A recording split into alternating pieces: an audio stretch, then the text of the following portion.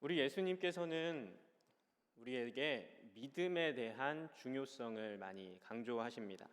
그래서 믿는 자에게는 능치 못함이 없다라고 하는 말씀도 하시고, 그러한 말씀들을 통해서 우리에게 더 큰 믿음을 간직하라고 이야기해 주고 계십니다. 오늘은 또 다른 믿음의 교훈을 함께 살펴보려고 합니다. 오늘 본문은 예수님께서 바람과 바다를 꾸짖으셔서 그 바람이 잠잠케 되는 그러한 사건을 기록하고 있습니다. 이날의 사건에서 예수님께서는 제자들의 믿음이 없다라고 하는 것을 책망하십니다. 제자들이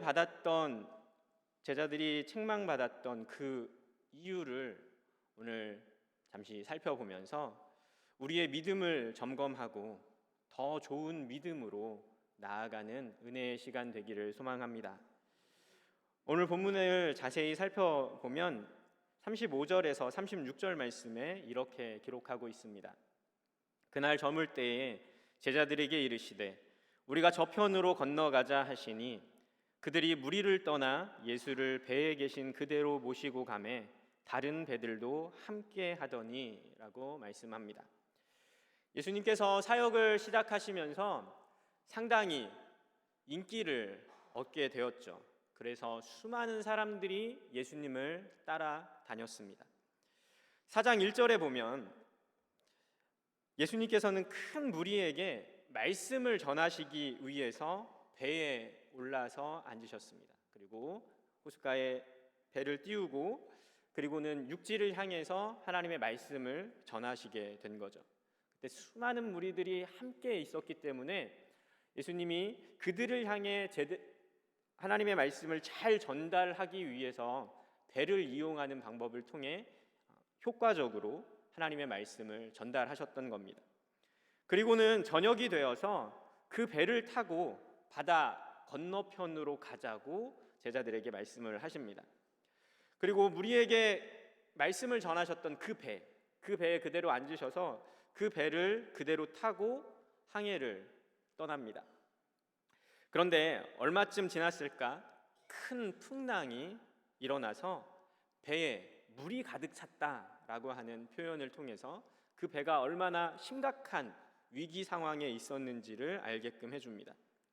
이런 중에 예수님께서는 배 뒤편에 있는 고물이라고 표현하고 있죠. 배 뒤편에 나무로 베개라고 되어 있지만 그냥 나무로 머리를 기댈 수 있는 그 공간을 이야기합니다.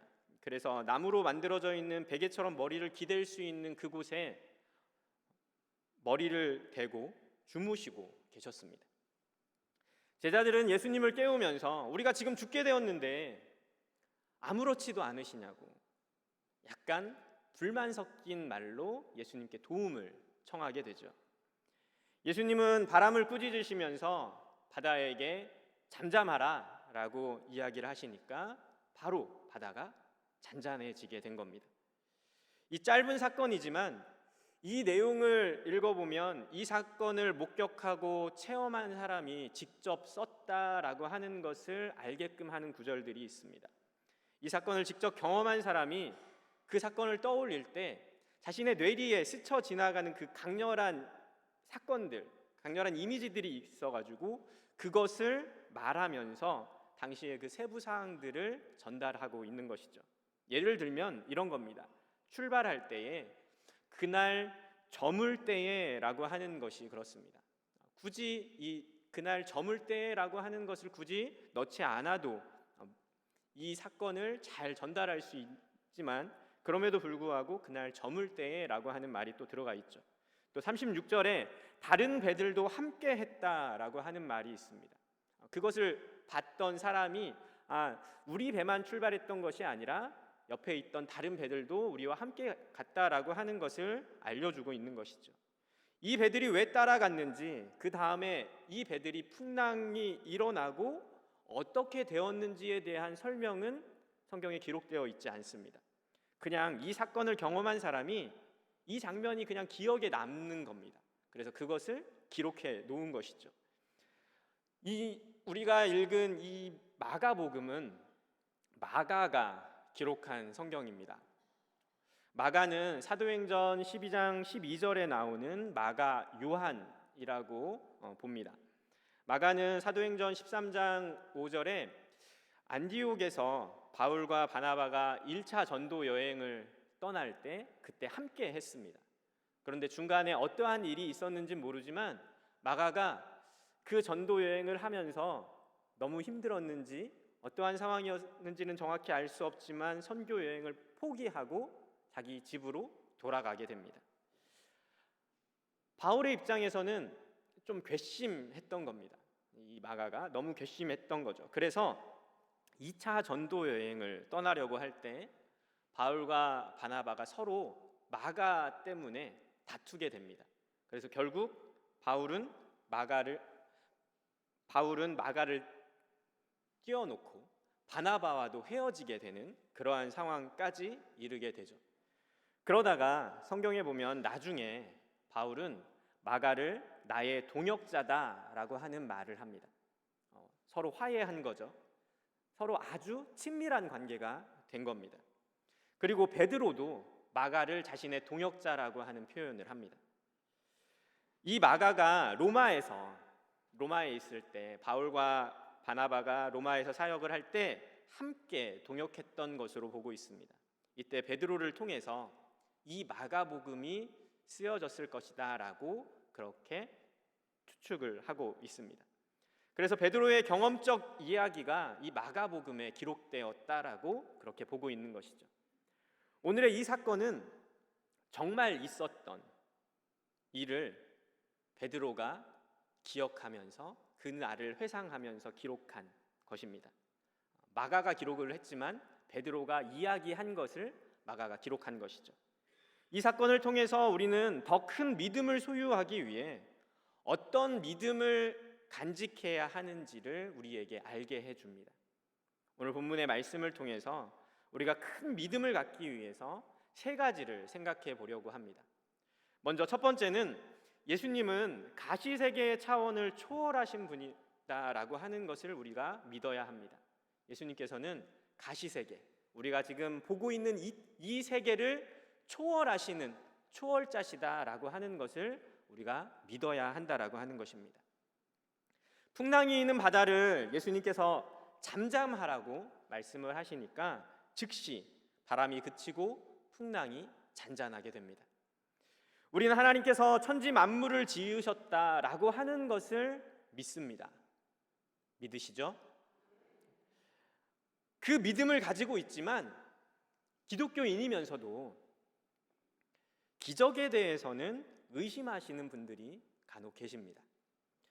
왜냐하면 하나님께서 자기 스스로가 이런 자연 법칙을 어길 리가 없다라고 하는 겁니다. 하나님께서 이미 이 자연의 법칙을 다 창조해 놓으셨고 그 창조 질서대로 이 지구가, 온 세계가, 온 우주가 그렇게 흘러가고 있다라고 생각을 하는 것이죠. 자연 법칙을 무시하거나 무효화시키는 기적의 사건은 일어날 수 없다라고 그렇게 생각하시는 분들이 있습니다. 그런데 사실 기적이 일어난다고 해서 하나님께서 자연의 원리를 무효화시키시는 것은 아닙니다. 자연의 원리를 무효화하는 것이 아니라 그보다 더 큰 원리가 그 안에 적용이 되기 때문에 자연의 원리가 그 큰 원리보다 눌리게 되는 것이죠. 예를 들어 이런 겁니다. 우리는 비행기를 보지요. 비행기를 보면서 저 비행기가 나나 보다 이렇게 생각을 하죠. 그리고 때로 조금 더 생각하시는 분들은 비행기가 이런 원리로 날아 라고 하는 것도 알고 있습니다. 그런데 한 번도 비행기를 보지 못한 원시인이 있다고 한번 생각해 봅시다. 이 사람이 어느 날 하늘을 보니까 비행기가 나는 거예요. 그런데 소리는 엄청 커요. 아니 저거는 뭐길래 저렇게 소리가 큰데 저렇게 큰 게 하늘을 날고 있을까? 되게 신기하겠죠? 와, 그러면서 어떤 사람은 저 비행기를 보면서 저건 진짜 기적 같은 거야 라고 생각할 수도 있을 겁니다. 그런데 그 비행기 안에서 그 비행기를 타고 사람이 내린다고 생각해 보십시오. 그러면 그 원시인은 어떻게 생각할까요? 하늘에서 사람이 내려왔어 라고 생각하겠죠. 세계에서 선교가 시작이 되면서 비행기를 가지고 오지로 들어가셨던 선교사님들이 있습니다. 그 선교사님들의 기록에는 간혹 이러한 기록들이 있습니다. 비행기를 타고 내려갔을 때 그 부족들이 자신들을 신이라고 생각했다고. 그렇습니다. 이 사람들의 생각에 사람은 하늘을 날 수 없다라고 하는 생각을 가지고 있습니다. 왜냐하면 모든 걸 다 던져봐도 떨어지거든요. 그러니 중력의 법칙에 의해서 다 떨어지니까 사람은 날 수 없어. 날 수 있는 건 새밖에는 없어. 반드시 날개가 있어야 되고 그 날개가 펄럭거려야지만 날 수 있어 라고 그렇게 생각을 하게 된 거죠. 그래서 사람이 하늘에서 내려온다라고 하는 건 기적인 것입니다. 그러나 우리는 현대사회를 살아가면서 압니다. 비행기의 날개에 위아래의 압력차에 의해서 그 사이에 발생하는 그 압력차로 인해서 양력이라고 하는 것이 발생을 하고 그 양력에 의해서 비행기가 하늘로 뜰 수 있다라고 하는 것을 알고 있습니다. 그 양력이 원래는 모든 것은 다 지구, 땅으로 다 떨어져야 하는데 중력의 법칙에 의해서 다 떨어져야 하는데 그 양력의 법칙이 이 중력의 법칙을 거슬러 이기는 것입니다. 우리가 사는 가시세계는 공간 3차원에 시간을 합쳐서 4차원이라고 부릅니다. 우리는 이 세계가 다라고 생각하면서 살지요. 그러나 이 물리 세계가 다라고 생각해서는 안 됩니다. 그것보다 더 큰 영적인 세계가 있고 이 영적인 세계는 5차원이 될지 6차원이 될지 알 수 없습니다. 그 세계는 가시세계를 초월하는 세계입니다. 그렇기 때문에 하나님께서 만드신 이 물리 법칙을 무효화시키는 것이 아니라 그보다 더 큰 능력이 역사하도록 해서 이 물리 법칙으로 설명할 수 없는 기적의 사건이 일어나는 것입니다. 우리 하나님께서는 자연의 법칙을 만드셨고 그 자연 법칙을 제어하실 수 있는 능력을 가지신 분이심을 믿습니다. 이것을 보여주기 위해서 예수님께서는 풍랑을 잔잔케 하신 것입니다. 그리고 이러한 능력이 예수 그리스도를 믿는 믿음의 자녀들, 그 자녀들이 바로 이 능력을 선물 받았다라고 하는 것을 또한 알게끔 하시기 위해 바로 이 기적의 능력을 행하셨다라고 하는 것을 믿으시기를 바랍니다. 요한복음 14장 12절에 예수님께서는 이런 말씀을 하셨습니다. 내가 진실로 진실로 너희에게 이르노니 나를 믿는 자는 내가 하는 일을 그도 할 것이요 또한 그보다 더 큰 일을 할 것이다 라고 우리에게 알려주셨습니다. 이러한 예수님의 초자연적인 능력은 예수님의 이름으로 기도할 때 지금도 역사하는 줄 믿습니다. 우리 예수님의 이름은 기적을 일으키는 능력을 가지고 있습니다. 그 이름은 자연의 법칙까지도 제어하고 자연의 법칙으로 설명할 수 없는 그러한 기적을 일으키는 능력이 있습니다. 사랑하는 성도님들, 우리가 섬기는 주님은 초자연적인 역사를 이루시는 분이십니다. 우리가 사는 가시세계를 초월하여 능력을 나타내시는 분이 바로 우리 예수님이십니다. 우리 모두 예수님의 이름의 능력을 믿으며 기도하심으로 놀라운 응답을 받으며 살아가시는 귀한 삶 되기를 주님의 이름으로 소망합니다. 두 번째, 더 큰 믿음을 갖기 위해 우리는 원망과 두려움을 우리 삶 속에서 제거해야 합니다. 원망과 두려움을 제거해야 합니다. 오늘 본문 39절과 40절 말씀입니다. 예수께서 깨어 바람을 꾸짖으시며 바다더러 이르시되 잠잠하라 고요하라 하시니 바람이 그치고 아주 잔잔하여지더라. 이에 제자들에게 이르시되 어찌하여 이렇게 무서워하느냐 너희가 어찌 믿음이 없느냐 하시니 라고 말씀합니다. 예수님께서 제자들의 믿음 없음을 꾸중하고 계십니다. 지금 예수님은 제자들이 자신들이 죽게 되었다고 예수님을 깨운 것을 가지고 꾸중하시는 게 아닙니다. 예수님께서 제자들을 꾸중하신 것은 이들의 말 가운데 원망이 숨어 있고 두려움이 숨어 있었기 때문입니다. 38절에 우리가 죽게 된 것을 돌보지 아니하십니까?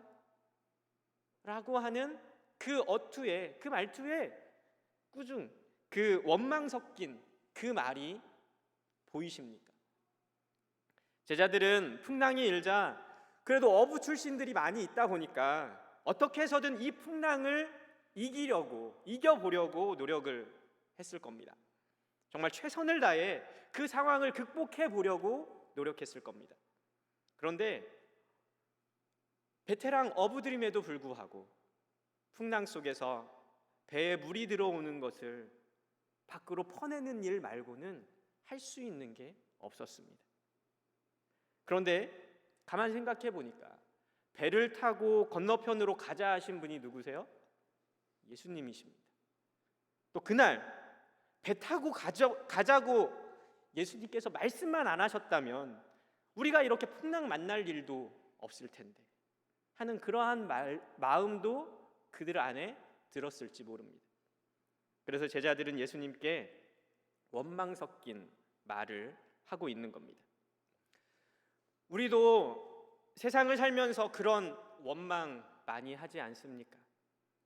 순종해서 했는데 내가 정말 최선을 다했는데 일이 되는 것이 아니라 오히려 더 큰 공경에 빠져서 실패 직전까지 내몰리는 상황. 그래서 그 어려움 중에 예수님께 기도를 하지만 예수님은 아무 응답이 없는 잠잠하신 상태. 그러면 우리 마음에 원망의 싹이 트기 시작합니다. 이러한 원망, 이러한 두려움, 이런 것은 바로 내가 믿음이 없다라고 하는 사인입니다.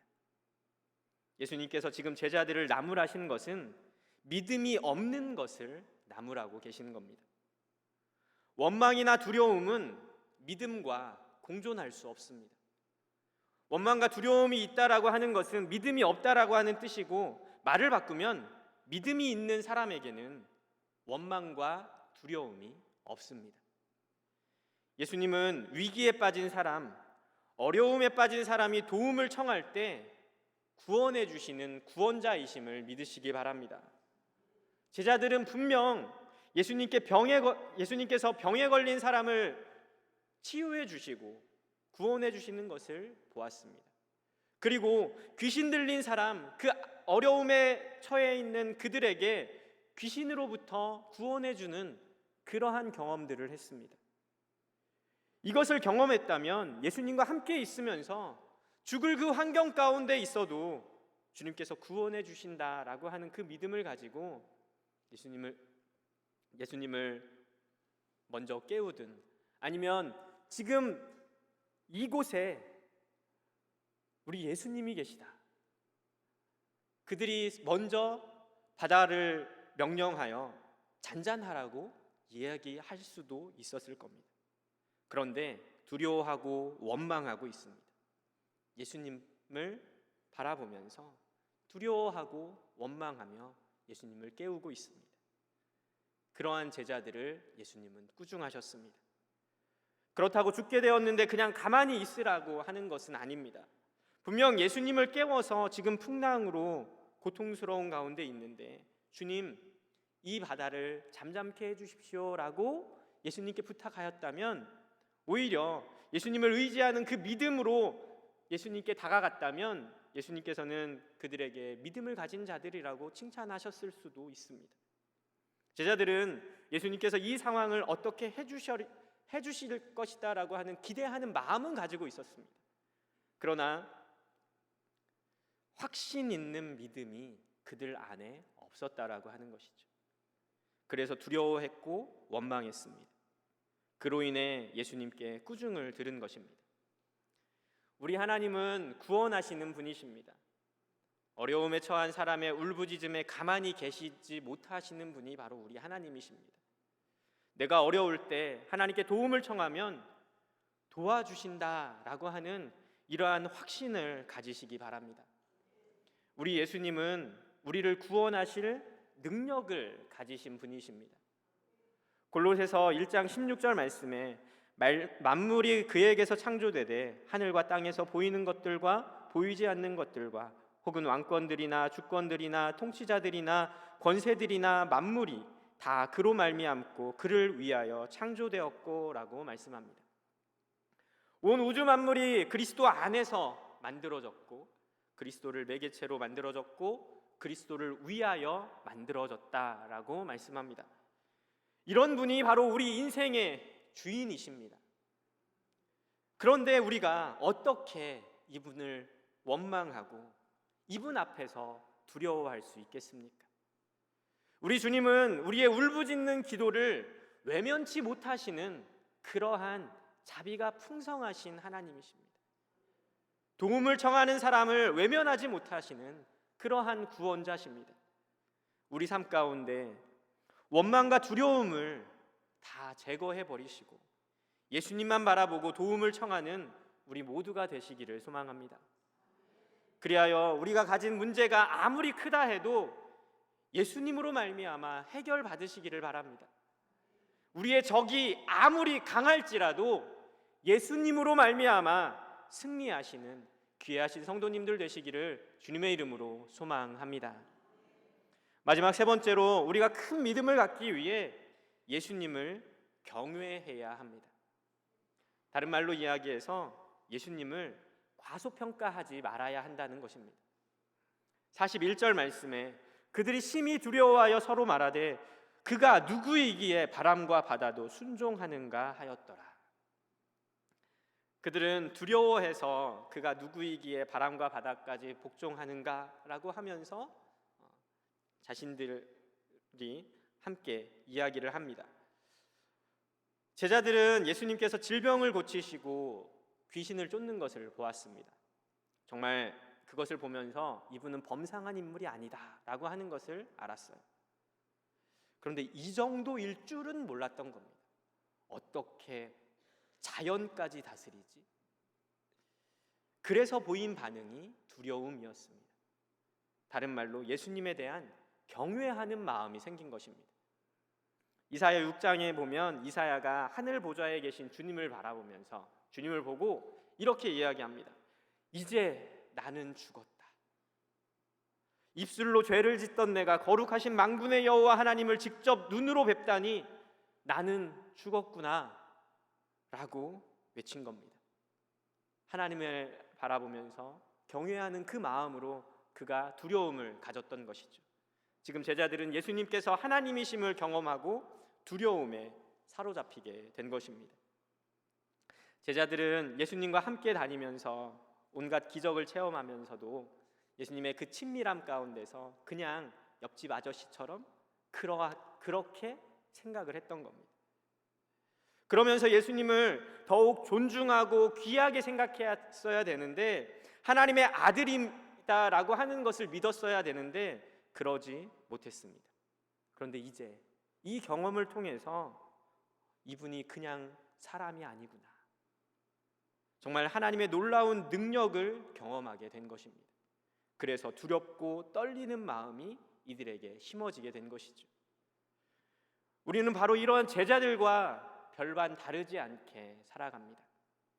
세상에서 많은 경험들을 하면서 세상의 그 가치관을 따라 살아가면서 눈에 보이는 인간의 힘을 과대평가하기 시작합니다.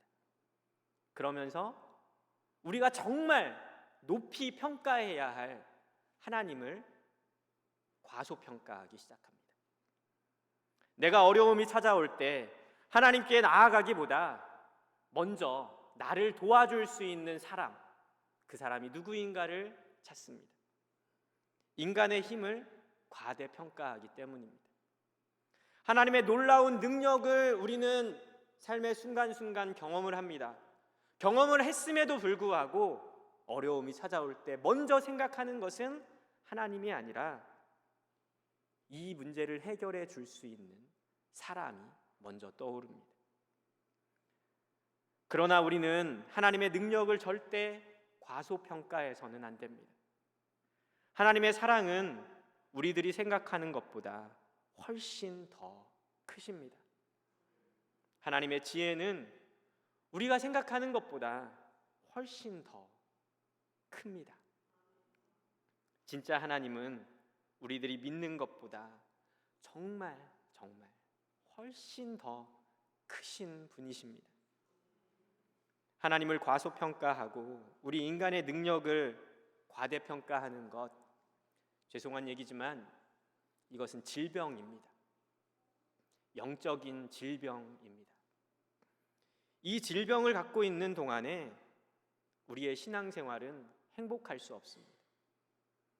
우리는 삶을 살아가면서 이 영적인 질병, 하나님을 과소평가하는 이 질병 가운데 수없이 많이 빠져듭니다. 그래서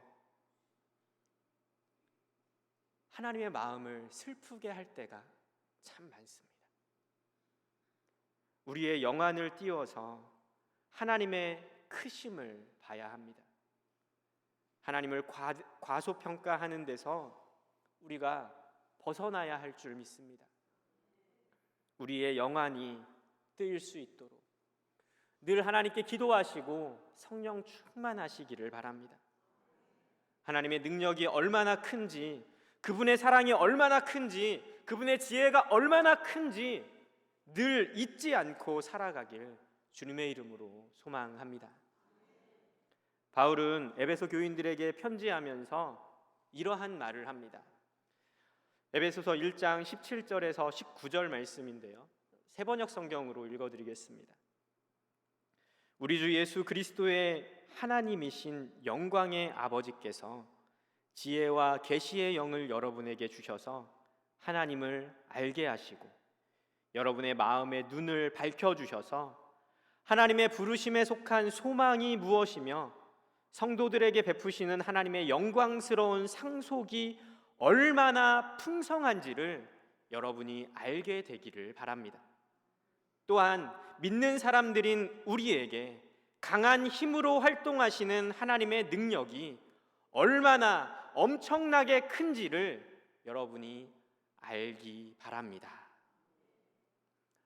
성령님을 통해서 영의 눈이 뜨여져서 하나님께서 얼마나 크신 분인지를 알게 되기를 바란다라고 하는 사도 바울의 이 말처럼 우리가 정말 주님으로 모신 예수님께서 얼마나 대단하신 분이신지를 우리는 절대 잊고 살아서는 안 되겠습니다. 온 천하 만물이 그분으로 말미암아 지어졌고 그분을 위하여 창조되었습니다. 그런 예수님께서 우리와 함께 하시고 우리의 인생을 책임져 주십니다. 세상 끝날까지 우리와 함께 하시겠다라고 약속해 주셨습니다. 이러한 분을 주님으로 모시고 살면서 우리는 원망할 수 없고 우리 주님과 함께 할 때 우리 안에 두려움은 사라지는 줄 믿습니다.